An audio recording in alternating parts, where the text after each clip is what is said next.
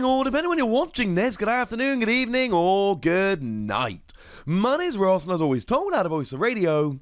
So today, we need to continue our look at the complete history of the Pokemon trading card game by having a look at Legends Awakened. And Legends Awakened, I told you, we were heading into some very, very good sets, and Legends Awakened absolutely count as a very good set. Though these videos as they go along, let's just spam the like button, shall we? Share them with your friends. I get a lot of good feedback on these videos, but the views have been low lately. And I want to carry on this series, so share with your friends, spam the like button. Let's keep this series going, ladies and gentlemen. Let's keep it rolling. Now, Legends Awakened was released in Japan on March the 14th, 2008, and was released in English on August the 20th, 2008. We'd gone beyond all of those ridiculous, hey, we're saving sets to coincide with movies malarkey, and we're just back into an ordinary, everyday, run-of-the-mill, hey, look, we're basically copying Japan's sets. But let's not bury the lead here, ladies and gentlemen, because do you know who made their debut in Legends Awakened? Mamoswine. That's right. We have finally reached the debut of Mamoswine in the Pokemon trading card game. No, it wasn't a particularly good card. Mamoswine cards generally don't tend to be, but I don't care. We finally got Mamoswine, and not to put too fine a point on it, I am absolutely delighted. Now, we did also see the debut of a couple of other Pokemon that, shall we say, were slightly more relevant as we go along. We had the debut of Reggie Gigas, and we got a couple here, but we didn't get the level X. We'd have to wait a little while for that. And then we also saw the debut of Heatran, where again we saw a couple of them, but we didn't quite see the level X. We would have to wait a little while for it. They'd be coming later. We did also see that Snowpoint Temple was included in the set. Obviously links in the game to Reggie Gigas there, and we'll see in a minute the theme decks were clearly themed around these as well. They were the big new Pokemon in the set, so to speak. And speaking of big, this was a very big set. It had 146 cards, no secret rares, just 146. And according to the lovely folks over at Bulbapedia, a great website for research, that actually made it, at the time, the largest set they'd seen since Skyridge, bearing in mind that Skyridge came out 5 years earlier, and the third largest overall.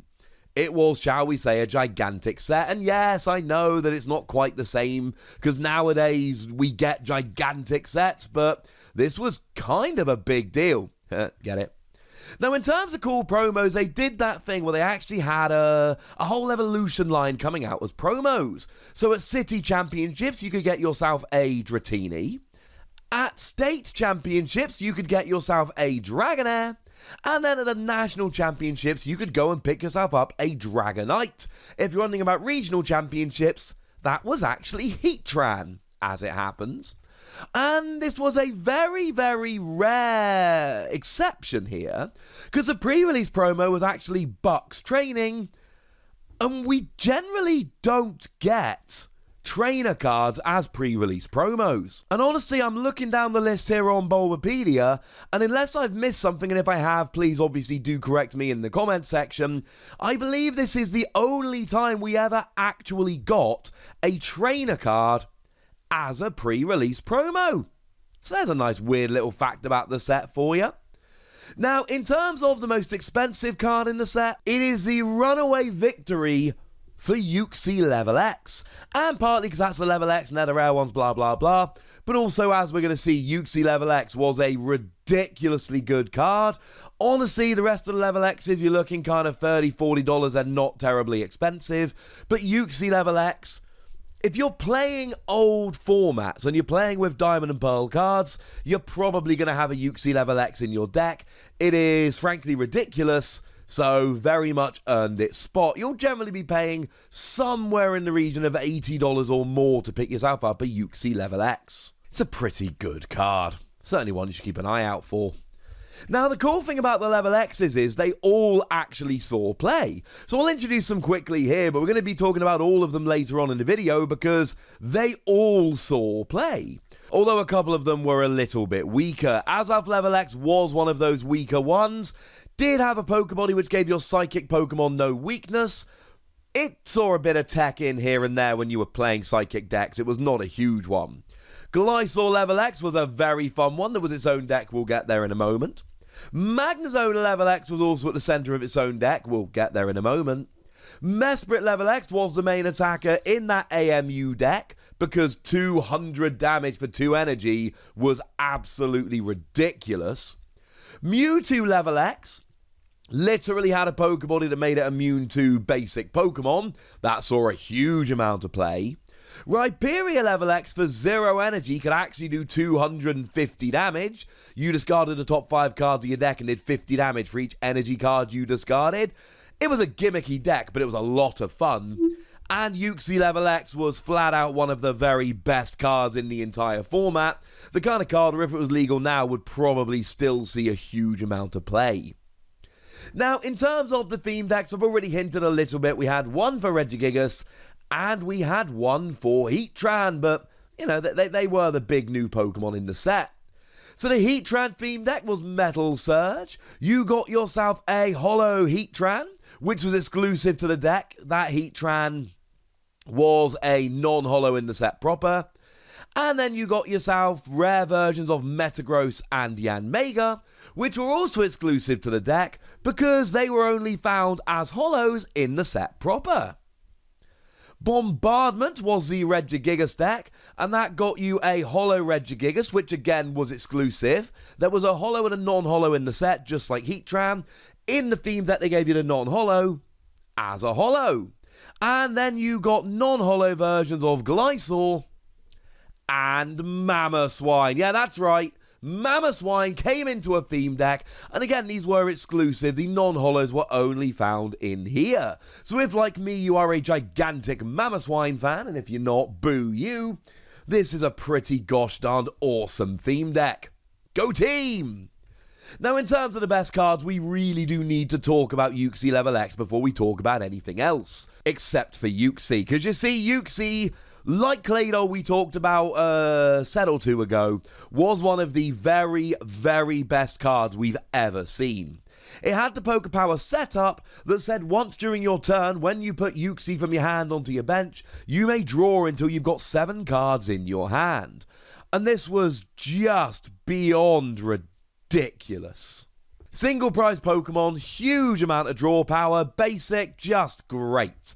And it even had a really nice attack. 20 damage and you put Uxie and all cards attached to it on the bottom of your deck in any order. Cleared up bench space, allowed you to reuse Uxie in the future, and we had things like the Gengar from Stormfront. We're getting to Stormfront, that was a monster set. And the Gengar from Stormfront, if you KO'd it, your opponent flipped a coin, and if heads, they KO'd you as well. Blatantly unfair. But Uxie got around it. You KO'd Gengar with Uxie, and there was no Pokemon to KO because Uxie was already on the bottom of your deck, and you totally got away with it. But then if you got it into the active and turned it into Uxie level X, it got even better. Because once during your turn, you looked at the top 2 cards of your deck, put one in your hand and the other one on the bottom of your deck. So you essentially get the best card from the top 2 cards in your deck. And of course, you've already played Uxie and gotten the advantage of that ability, and these just made a ridiculous pair of awesome Pokemon. But the entire Lake Trio was actually ridiculous in this particular set. Now, Azelf was another one that made its way into the majority of decks. It saw a ridiculous amount of play. Because of the Poké Power Time Walk. Yes, we all did the singing. Once during your turn, when you put Azelf from your hand onto your bench, you basically took a Pokemon from your prize cards and swapped it with a card in your hand. Any card in your hand didn't have to be a Pokemon. So if you were ever worried about any of your Pokemon being prized, and remember, level X's, you could only play 4 in total of the Pokemon and the level X because they counted as the same name. So a lot of people would only be playing one of the level X. So something like Azelf became very, very important. And Mesprit wasn't quite on the same level as those two, but make no mistake about it, Mesprit was ridiculous. It had the Pokepower Psychic Bind that said once during your turn, when you put Mesprit from your hand onto your bench, you just blocked Pokepowers for a turn. You played Mesprit, and then your opponent couldn't use Pokepowers next turn, including Uxie and Claydol. And if you could get a faster start than your opponent, or just be playing the right kind of deck to be honest, and you could then play a couple of Mesprit in quick succession, reuse them, etc., you could just lock your opponent out of the game. Now, in terms of the level X's, we mentioned Azalf a little bit, and Azalf was kind of cute and all of that, but it really was Mesprit that was a good level X. Mesprit had the attack Supreme Blast for 200 damage, but it only worked if you had Uxie level X and Azalf level X in play. Now, to clarify my earlier statement, when I say Azalf level X didn't see all that much play, obviously in this deck it did because it had to. What I mean is that outside of that, outside of playing it because you had to for Mesprit, it was an occasional tech, but not an absolute monster card. Uxie level X was a monster card. Mesprit level X really was at the center of this deck that we'll get more to in a moment.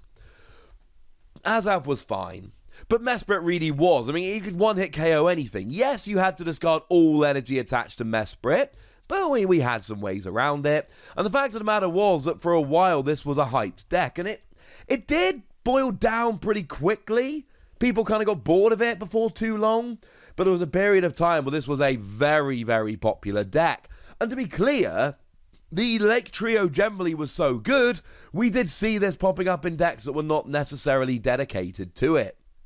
Now, the other level X that was ridiculous in this set was the aforementioned Mewtwo. And the attack was fine, free energy, 120, whatever. Remember, we had the Mewtwo that did accelerate energy to itself, so you essentially, even though it was free energy and you discarded them all, you essentially Giga Burned every other turn. But the theory here was very simple. There were lots of decks like the SP decks, that would come around later, that just did not play anything but basic Pokemon. So if you were against a deck that didn't play anything but basic Pokemon, the second you got Mewtwo out, you won the game.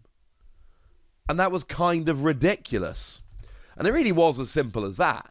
It was played as a just redonkulous counter to any basic deck that may have been around at the time, of which there were many, incidentally. There were a fair few of them running around. Now, Glycerol and Glycerol Level X made a rather nice pair between them. Glycerol Level X had the rather nice Pokepower Shoot Poison, whereby when you evolved into Glycerol Level X, you could paralyze and poison the defending Pokemon, which was kind of cool, especially if you could reuse it. And then for 2 energy, you did 60 damage, and you had the option of flicking to the bench if you wanted to. But then we also had Glycerol. Now, there were a couple of Glycerol in the set. Let's be clear, we're talking about the Hollow one here. Because the Hollow one, for 0 energy, you either burned or poisoned the Pokemon, and then you returned Glycerol and all cards attached to it to your hand. Please remember that if you level X'd Glycerol, you would then be allowed to use this attack from the level X, and then you would have the level X in your hand again, in order to reuse a rather ridiculous Pokepower from the level X. I did tell you that if you could reuse it, it would be pretty good. It then had a 2 energy attack that did 40 damage, but 80 for 2 energy if your opponent's active was affected by a special condition. And I have just told you that actually, yes, you would be affecting them by a special condition.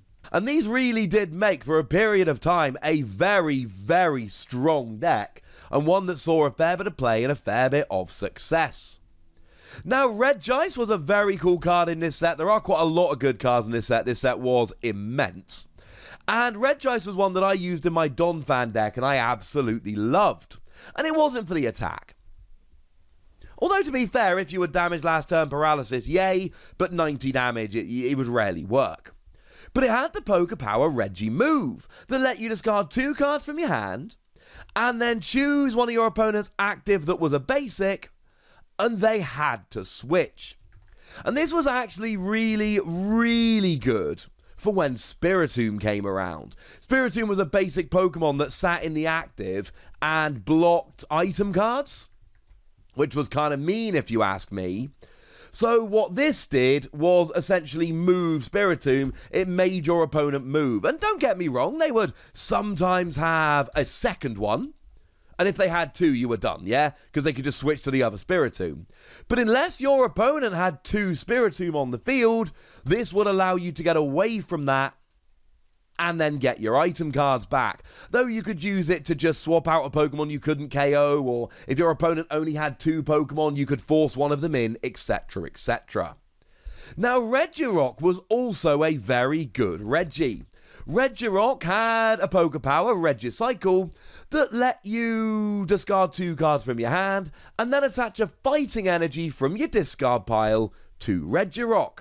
Now, I also use this in my Donphan deck with Lucian's Assignment, which honestly was a kind of awkward card, but it let you move energy around and it totally worked. But more commonly, this was actually used with Magnezone Prime that let you just Lost Zone a bunch of energy from the field and do 50 damage for each one Lost Zoned. So clearly here, if you could get more energy on the field, like for instance with Regirock, it would work rather nicely indeed. Apologies to Registeel. I know I've talked about the other two Reggies being pretty good. Registeel wasn't. You could discard two cards from your hand and remove 3 damage counters from Registeel. Like, two of the Reggies in this set were legitimately great cards. This one wasn't. Kingdra was, though. Kingdra was one of those that was such a good card, it just came out as its own deck. For 0 energy, you search your discard pile for as many water energy cards as you liked, showed them to your opponent and shuffled them into your deck, and you did 10 damage for each water energy card you chose. Now, it didn't force you to put all of them back in, which was good, it could help you out. But then again, you could have. And you could do pretty big damage for 0 energy here. Or, for 1 energy, you discard any 2 cards from your hand and do 40 damage to the active, plus an extra 20 damage, so 60 total, and 20 damage to one of your opponent's bench, or just 40 for 1 energy if that was enough. It was a very cool card, saw a bunch of play. Now, I told you that there were 2 Reggie Gigas in the set. One of them was much better than the other. Now, the one with Slow Start had amazing artwork, like proper job stunning artwork, but you couldn't attack until your opponent had 3 or fewer prize cards remaining. And if the defending Pokemon had any damage on, it did 40 damage for 4 awkward energy. No, this was not a good card. But the other one was. It had the Pokebody recover mechanism, whereby when you attached an energy from your hand, you removed all special conditions from Reggie Gigas. And for 3 colorless energy, you did 60 damage and flipped a coin. If heads, you did 80, plus 20 to one of your opponent's benched Pokemon. Generally speaking, with Reggie Gigas, we were largely wanting to be attacking with the level X anyway, but this was still quite a nice option here if you needed to get an attack off. Although I should mention that the actual best Reggie Gigas wasn't in a set at all. It was the promo with Dragoff that let you drag a Pokemon into the active and then do 30 damage. But this one did see play in those Reggie Gigas decks, so it totally counts. Now, Unknown R was a very good card, and another one which actually made it into my Donphan deck, so cheers to Legends Awakened. And very simply, it was a basic Pokemon, and when it was on your bench, you discard it and draw a card. If you were making a speed deck where you were just trying to set up a simple attacker like Donphan as fast as you possibly could, this was phenomenal. It just basically gave you 4 cards in your deck that turned into drawing a card. It was great for speed decks. Now, Magnezone Level X would be good in the future. We needed a couple of different Magnezone from Stormfront to really make it what it could be. But Magnezone here had the Pokepower Electric Trans, whereby you could move a Lightning or Metal Energy from one of your Pokemon to another, as often as you liked. And that was actually really big, because there was the Magnezone in Stormfront that let you attach an extra energy, so being able to move it around was big. And then for 2 energy, you did 80 damage. You had to discard both of them but you also got automatic paralysis. And do please remember, I just told you about a Magnezone that could accelerate an energy. So if you add all of this up, you actually end up with a Pokemon that was able to get an automatic paralysis every single turn. Now, interestingly enough, the Magnezone from Stormfront we're talking about could have accelerated energy straight to the level X, because it has to attach to your active, but you have to put a damage counter on, so there were ways to kind of use this ability to avoid taking the damage counters if you played it carefully. Now, Riperia level X was kind of a fun one. It was a super awkward card, don't get me wrong, but we ended up playing it years later with Mew Prime, because these cards from Legends Awakened, there was a Diamond and Pearl on format, and then we went to Majestic Dawn, and we kept that for a while. It was a long time this set was legal, far longer than we usually see. But we basically had the Mew Prime here, which let you copy the attacks of any of your Pokemon in the Lost Zone. So, of course, what you would do is get this into the Lost Zone, and then you would use Mew's Pokebody to copy it, and then you would essentially have a basic Pokemon that could be using this ridiculous attack from Riperia. I've made a video about this deck. I'll try and remember to link it in the description. It's a really fun deck, but shall we say it didn't set the competitive scene on fire. Now, Ditto was kind of fun for mirror matches here. It had the Pokebody Ditto DNA, which, when it was active, its maximum HP was the same as your opponent's active, and it could use any of their attacks, although you did need the requisite energy. But essentially, in a mirror match, against a stage 2 or whatever, this would give you an extra Pokemon, but you wouldn't have to do any of the evolving malarkey. It was only really good for mirror matches, because you would need the energy, but for those matches, this was a cool card. And we did see a little bit of play here and there for Rayquaza. Now, the Pokepower speed gain said once during your turn you may flip a coin until you get tails, and for each heads you search your discard pile for a basic, fire, or lightning, and attach them to Rayquaza. Interestingly enough, you couldn't use it if you had another Rayquaza in play, otherwise you could just play Quad Rayquaza and go a little bit nuts and use cards that move energy around, and it would be silly. But then for 4 energy, 150, and discard all energy attached to Rayquaza, it was very much an occasional tech. It was the epitome of a single copy in your deck, but it worked pretty gosh darn nicely.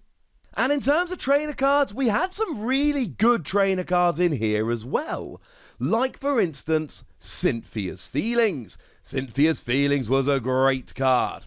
What you did was you shuffled your hand into your deck and draw 4 cards. That was fine, but it wasn't spectacular.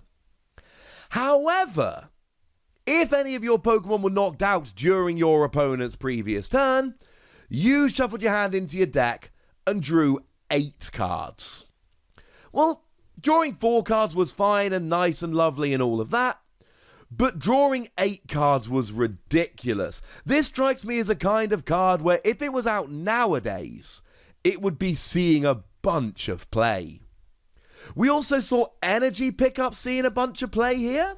Now, Energy Pickup lets you flip a coin, and if heads, you search your discard pile for a basic energy and attached it to one of your Pokemon. And this was actually really nice for the Mesprit level X we mentioned, because remember that Mesprit level X had to discard 2 energy to attack, and then you'd need them back. Yeah, it was on a coin flip, and that was kind of annoying, but it at least gave you an option that you might not have had otherwise. Now, I mentioned Snowpoint Temple earlier, just as a, hey, it's a Reggie Gigas thing and it's in the set. But what's even cooler here is that it gave each unevolved Pokemon, i.e. each basic Pokemon, an extra 20 HP.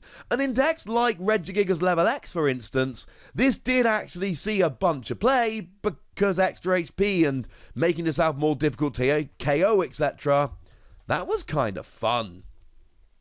Now, there was also a little pair of technical machines that saw a little bit of play here and there. They were very much techs rather than amazing cards that everybody played. But they were these really cool, weird tool cards that you would attach to a Pokemon, and it would give them an extra attack. Now, Evolutor for 0 energy. Search your deck for a card that evolves one of your Pokemon and put it onto them. And Devolutor for a single energy. Choose one of your opponent's evolved Pokemon. Remove the highest stage evolution card from that Pokemon. And put that card back into your opponent's hand. Didn't work on level X's because that would have got rid of the top stage and the level X, and that would have been annoying, so yeah, let's not do that. And these saw a little bit of play here and there. They were teched in quite nicely. Yeah, when I told you there were lots of good cards in this set, I meant that there were lots of good cards in this set. Now, in terms of the top decks, there really were 3 that came around in this particular set that really were Legends Awakened decks. Now, one of them we've already talked quite a bit about as we've gone through, and that is AMU. AMU was a really, really strong deck. It was all built around Mesprit level X, hitting for 200 damage. But because you were using Mesprit, you basically got all of the tricks and advantages of all of the other Lake Trio. So you had Uxie to draw extra cards, and then Uxie level X to draw extra cards. You had Mesprit to block poker powers. You had Azalf to search out from your discard pile. You had Mesprit here to, well, just give your Pokemon no weakness. We did also have the Mesprit from Mysterious Treasures, which would give all of your Uxie and Azalf and Mesprit in play 0 retreat cost, and it only worked if you had Uxie and Azalf in play as well. But remember that Mesprit level X meant you had to have all 3 of the level X's in play, so this really wasn't a big deal. And although it wasn't played in all of the lists, the Azalf from Mysterious Treasures was also kinda cool, because if you had all 3 of the Lake Trio in play, and as we've said you're blatantly going to, then the attacks of your opponent's basic Pokemon cost 1 energy more, which could make a pretty big difference.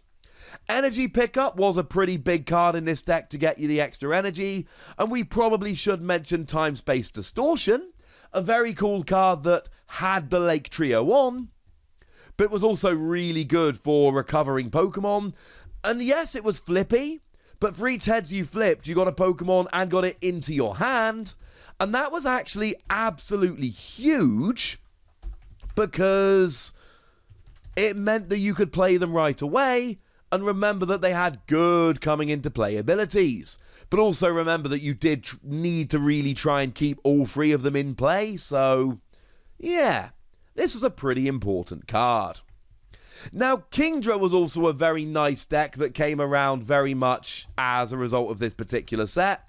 And it was a deck that was really built around Kingdra, and you basically just played Kingdra and a bunch of support Pokemon. So you'd have your Uxie, you'd have your Claydol. Did tend to play Regice, which was kind of cool. But it really was just a Kingdra deck. It's not a card we've seen yet, but Expert Bout was pretty good here. Give you 20 more HP and made your attacks do an extra 20 damage, which was very cool. And it was a little bit sad that it meant you gave up an extra prize when KO'd, but you would generally use this with cards like Super Scoop Up, for instance, which meant that you wouldn't be KO'd as often, because when you were close to being KO'd, you would Super Scoop Up, which would be an awful lot of fun. And then Glycerol. And again, this was a deck that was really built around Glycerol. We've got both the regular and the level X that we talked about earlier, and it was all about just doing a bunch of special conditions and really efficient damage. But do remember that we had the hit and run attack on Glycerol level X, so blatantly here we're using that Spiritomb I mentioned, the one that blocks item cards when it's in the active. So you hit with Glycerol, go to the bench, oh look, now Spiritomb just happens to be active, guess you're locked out the game. Oh no. Although what was very, very cool about this, I mean, firstly we need to mention Broken Time Space. I know we're not there yet, but it's such a big card, it is pretty gosh darn important. It's the one that just lets you evolve whenever you gosh darned well feel like it. So you could essentially pick up your Glycerol, but then immediately start evolving again, which was important. You could just go Gligar, Glycerol, level X, boom, etc. And it did tend to play, according to the list on Jason Klaczynski's blog, and it's a pretty good blog with some pretty good deck lists, cards like Cyrus's Initiative, which flip 2 coins. If either is heads, you just take a card from your opponent's hand and put it on the bottom of their deck. Well, 1 card per heads. And Looker's Investigation, where you look at your opponent's hand and then one of you shuffles up and gets a new hand of 5, your choice. So there was a little bit of disruption going on here to hurt your opponent while you were mucking around with special conditions and all of that good stuff. This was a very, very good set. Like a borderline over-the-top, ridiculously good set. It was a kind of set that introduced so many good cards and multiple good decks. It's a kind of set that completely transforms the game. And when I told you that the combination of Uxie and Uxie Level X may be the actual best card or pair of cards we've ever had, that's not some exaggeration, and it's not looking back with rose-tinted glasses, and it's not going, things were better in my day. It is me looking at it and going, no, really, genuinely, these were absolutely redonk. But now it's over to you guys. Tell me what you think about this set. Tell me your memories. And if you weren't playing back then, give me your impressions of what you've seen today. Go nuts. Be nice. And then make sure you like this video. Seriously, spam the like button. Let's do this. Subscribe to this channel. Follow me on Twitter at the Uxie. And Twitch for some live action at twitch.tv/PTCGRadio. If you want to support the channel, get some bonus podcasts and all that good stuff, head on over to patreon.com/PTCGRadio, where you can do exactly that. And please do make sure you're checking out youtube.com/WuxiePlays, where we find out about a whole bunch of games that don't have Pokemon in, but we're still pretty big fans. But by far the most important thing, as always, look after yourselves till next time, would ya? Thank you very much for watching. My name's Ross, and you've been watching PTCG Radio.